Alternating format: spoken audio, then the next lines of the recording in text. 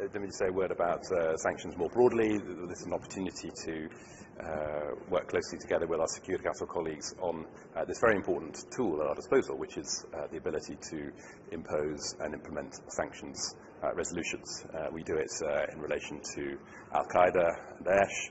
We do it in relation to countries like DPRK.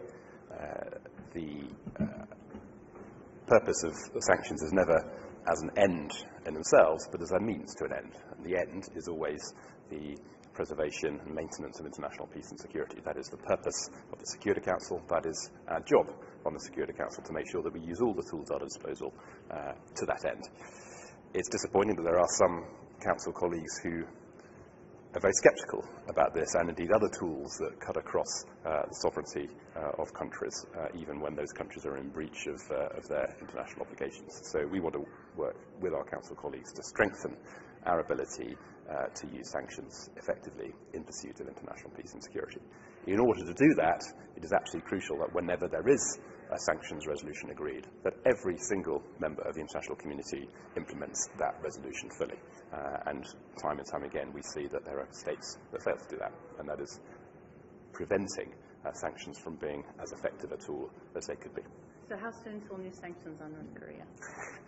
I hope that will be very soon.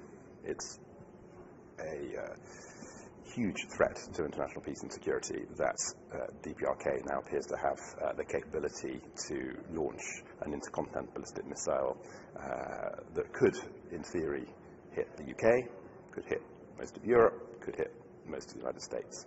That is a very significant threat to international peace and security, and the Security Council must respond rapidly and substantively with a new sanctions resolution. And I hope that will come to pass in the near future. Is it likely to happen in the next 5 to 7 business days? Well, I think it'll depend on the progress of the negotiation. How would you describe the process of negotiations right now?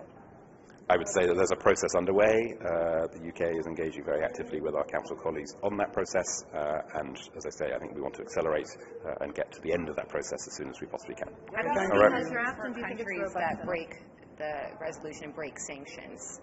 Whenever there is a breach of sanctions, it should be reported immediately to the relevant sanctions committee, and then the UK would like to see action taken. And sadly, action is often blocked because those committees work by consensus, and often the country blocking is on the committee or has an ally on the committee that can defend them. And that is one of the reasons why these sanctions mechanisms at our disposal are less effective than they ideally would be.